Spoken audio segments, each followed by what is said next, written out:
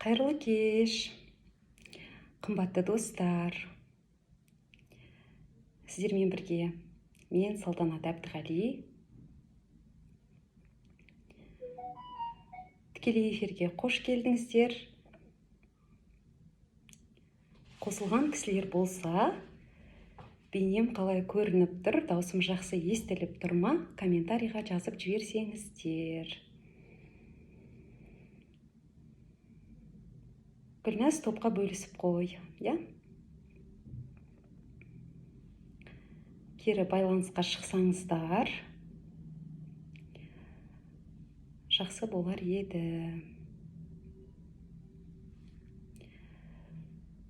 Бүгін біз сіздермен халқымыздың бай мұрасы мақал мәтелдерді насихаттап, ойын ойнатамыз.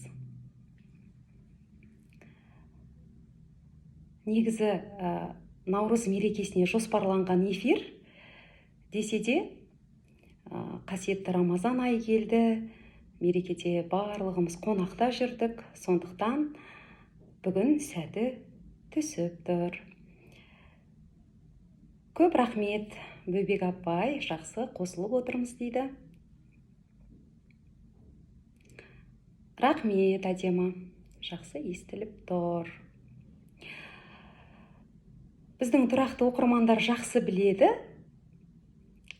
Мен мақалдың алдыңғы жолдарын оқимын, сіздер комментарийға екінші жолдарын жалғастырасыздар, я? Біз осыған дейін талай рет тікелей эфирге шыққанбыз. Қайырлы кеш, қасиет. Кім көбірек мақалдардың дұрыс жауаптарын жазады, сол оқырмандарға кітаптар сыйлаймыз.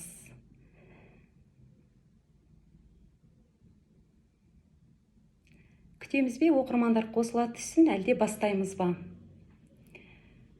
Меніңше ыңғайлы уақыт ауызашардың алдында жарты сағат уақыттарыңызды бізбен бірге қызықты өткізесіздер.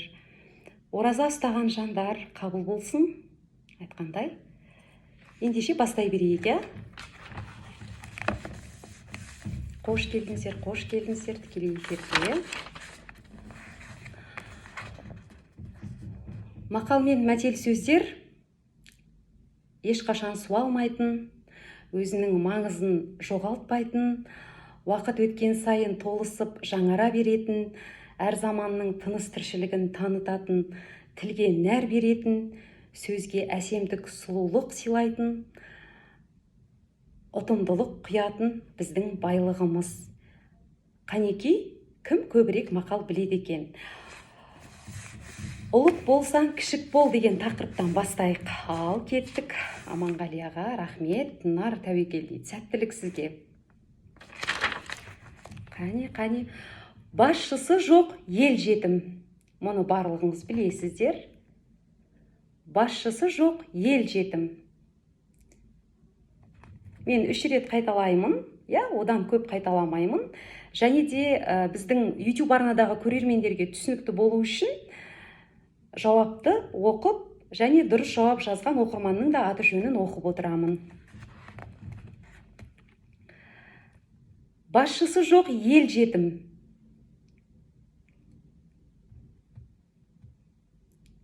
Айтқандай, сіздердің жауаптарыңыз кішкене кеш келеді.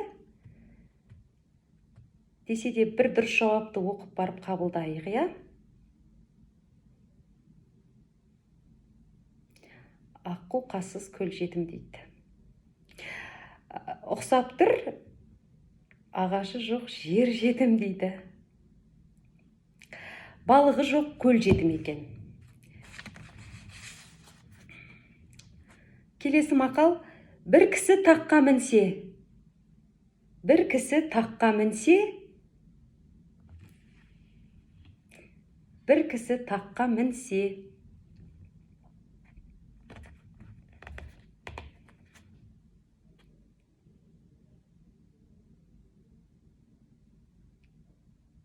Бір кісі таққа мінсе,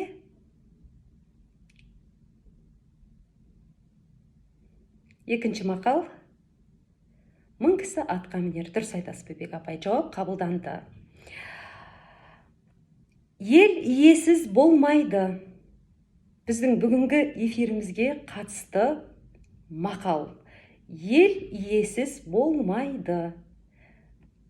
Басшысы жоқ, ел жетімге ұқсас мақал екен. Ел иесіз болмайды. Ел иесіз болмайды. Сөз жүйесіз болмайды. Уақыт өтіп кетті, жалғастыра берейік. Сөз жүйесіз болмайды. Жаман басшы тоздырады. Жер киесіз болмайды. Қазір түрлі мақалдар шығарылатын болады. Дегенмен мақал мәтелдер халықтан алығы ғой. Біз әрбір эфирде байқаймыз. Кейбір кісілер жаңадан мақалдар құрастырып отырады. Жаман басшы тоздырады. Екінші жолы жақсы басшы оздырар дейді. Жарайсыз. Айтқандай, біздің кітап құмарлар тобының белсенді мүшелері. Сіздер 5 жауаптан артық дұрыс жауап жазбаңыздар, я? Басқа да оқырмандар сыйлықтарды алсын деген оймен айтып отырғаным ғой. Әрі қарай кеттік. Қанағат қарын тойғызар деген тақырып. Қош келдің Айгерім, тікелей эфирге. Айгерім ақын қосылды. Көп жеймін деген аз жейді. Көп жеймін деген аз жейді. Баршамыздан разы болсын Бауыржан аға. Машалла, Алла саған разы болсын дейді. Көп жеймін деген аз жейді. Екінші тақырыпқа кеттік, достар. Қанағат қарын тойғызар. Жарайсыз Аманғали аға, сіз де белсенді болып отырсыз, дұрыс жауаптар жазып отырсыз. Көп жеймін деген аз жейді. Қанағатсыз жалғыз атын сойдырар дейді. Ол басқа мақал ғой деймін. Жанарбек аға, қош келдіңіз тікелей эфирге. Көп жеймін деген аз жейді.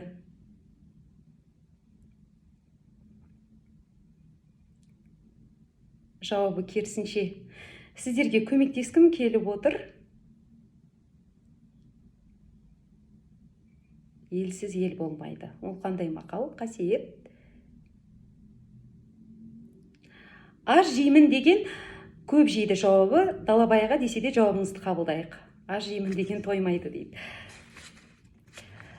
Ары қарай кеттік. Мына мақалды айтайын деп отырғанмын, десе де жауабын жазып қойды Жанарбек аға. Ары қарай кетейік. Қанағат қарын тойғыздарды айтқым келіп отырған, жасырғым келіп. Ары қарай, қанағатсыздың көзі үлкен дейді. Екінші жолы, қанағатсыздың көзі үлкен. Қанағатсыздың көзі үлкен. Яғни, көзі тоймайды деген сөз ғой бұл да, я, соған саяды ғой мағынасы. Қанағатсыздың көзі үлкен.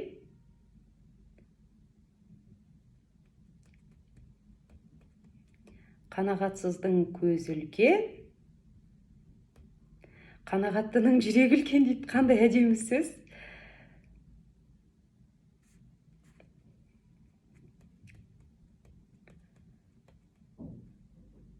Қане, кім жауап берер екен?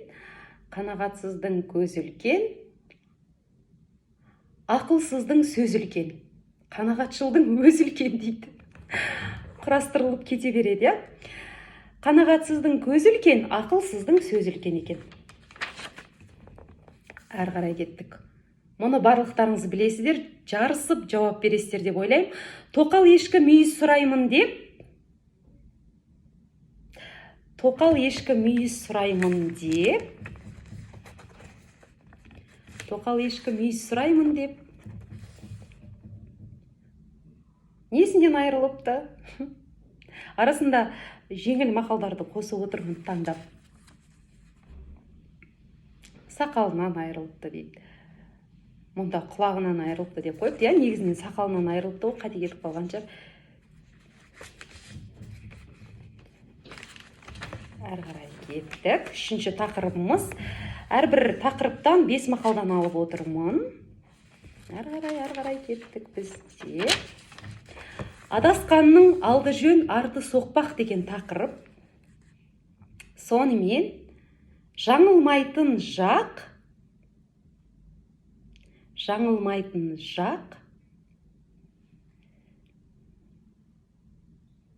елсіз ер болмайды дегім келген.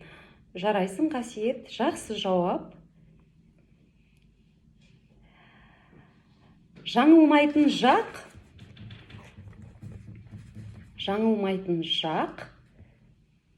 сүрінбейтін тұяқ жоқ. Осы жауаптан кейін сүрінбейтін тұяқ жоқ. Далабай ағаның жауабын қабылдадық. Бөбек апай, енді сіз басқа да оқырмандарға кезек беріңіз, я?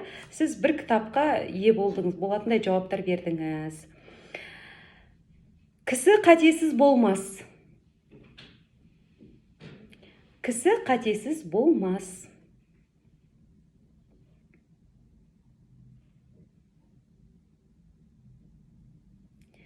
Кісі қатесіз болмас.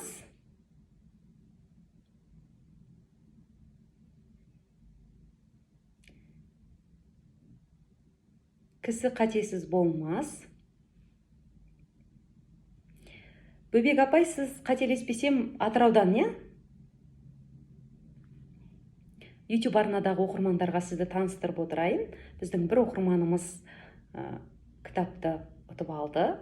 Біраз сұрақтарға дұрыс жауап берді. Кісі қатесіз болмас. Кітап қызықсыз болмас дейді. Тамаша сөз. Жауап ол емес.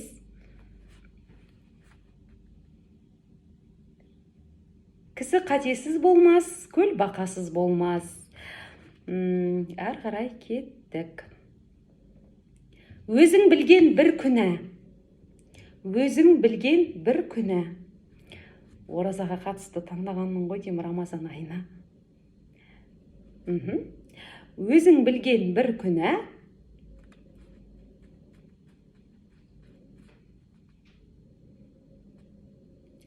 Өзің білген бір күні.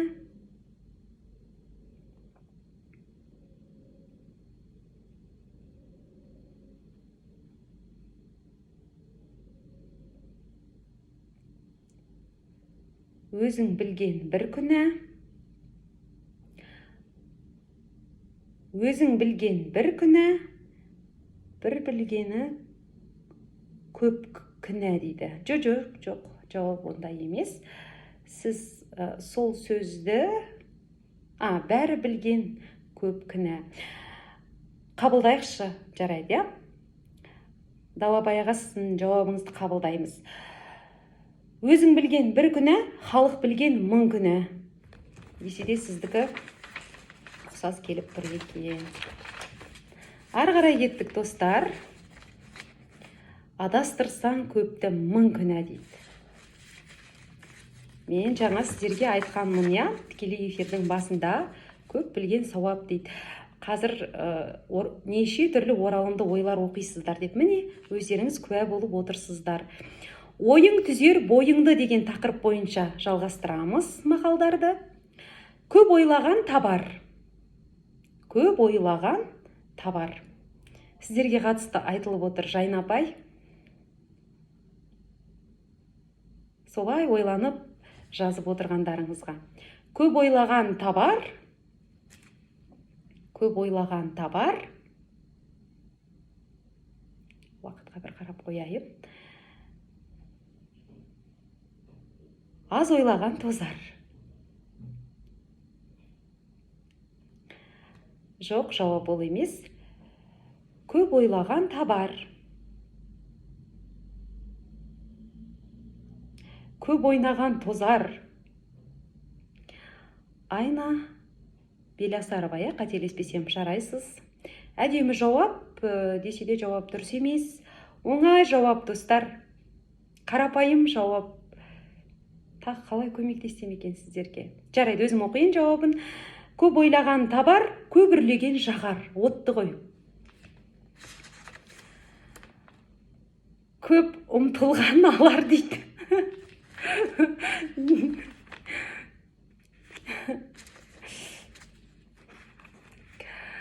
көбірлеген дегенден ауылда есіме түсіп кетті ғой, самаурынның түбін үрлейтініміз. Ары қарай, ойлай білсең дана боларсың. Сіздер жаздыңыздар, тура соған ұқсас жауап. Кәнеки, кім дұрыс жауапты жазады екен? До ойнаған тозар. Асық ойнаған, қандай? Тағы сондай мақал бар иә бізде. Ойлай білсең дана боларсың. Кім тапқыр бізде, кім тапқыр?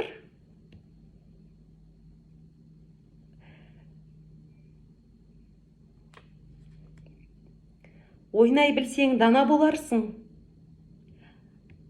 Ой, кешіріңіздер, ойлай білсең дана боларсың. Өзім жауабын айтып отырмын ғой.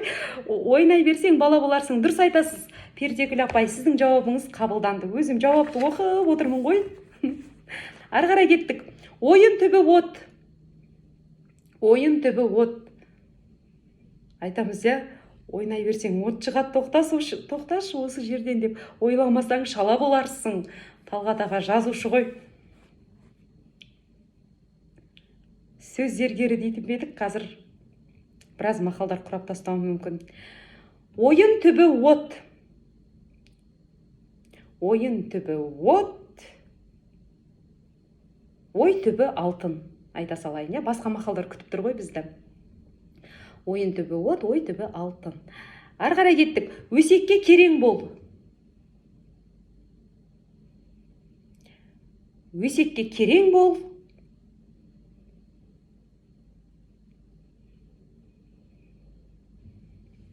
Өсекке керең бол.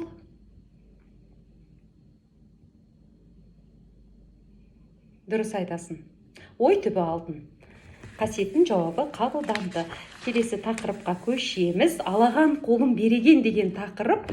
Мен қазір YouTube арнадағы